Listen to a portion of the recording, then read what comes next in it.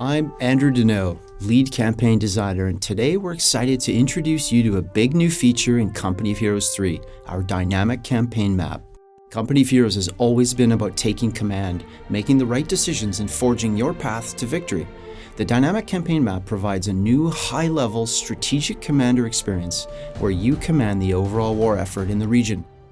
On the map itself, you'll be managing combined land, air, and sea forces, securing supply lines, prioritizing key objectives, building up your intelligence network, and a whole lot more.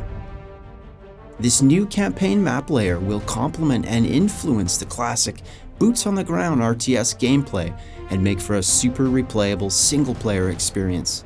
Companies and detachments are the main two unit types you will control on the map.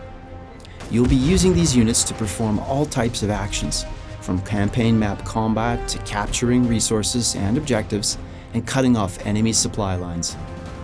Companies are a big piece of how you choose to command. All companies have their own unique unit roster, unlocks, and abilities. On the dynamic campaign map, a US airborne company will allow for aggressive strikes behind enemy lines and will grant access to elite paratrooper and powerful airborne abilities in mission. Companies are also how you engage with classic Company of Heroes missions and skirmishes. Detachments are smaller support units and can operate independently from companies on the dynamic campaign map. Detachments also confer unique effects on missions. For instance, if you have a British medical detachment nearby, you'll gain the ability to call in a medical half-track in mission to reinforce and heal your troops. There are lots of other ways in which campaign map actions affect the classic Company of Heroes missions players know and love. For instance, if you have a US Naval Destroyer Squadron within range of your mission, you can call in naval gunfire support.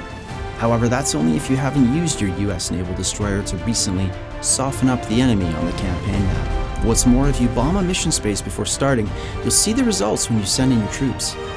Also, your companies will gain veterancy. Veterancy will unlock more skills for your company and will also unlock officers, granting unique company traits on the campaign map. You'll have a bunch of other cool systems at your disposal. They're going to let you choose how you want to command and make for a really replayable experience. If you want to prioritize air superiority, you should focus on capturing airfields and focus on Air Force production. You'll still have choices to make here though. Do you want to prioritize recon planes, heavy bombers?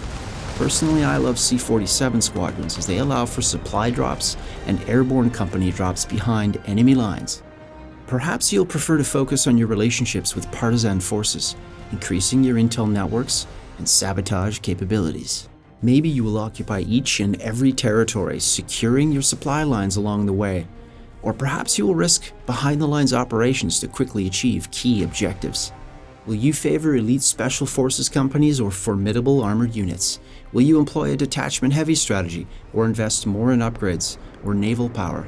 Time to take command and find out.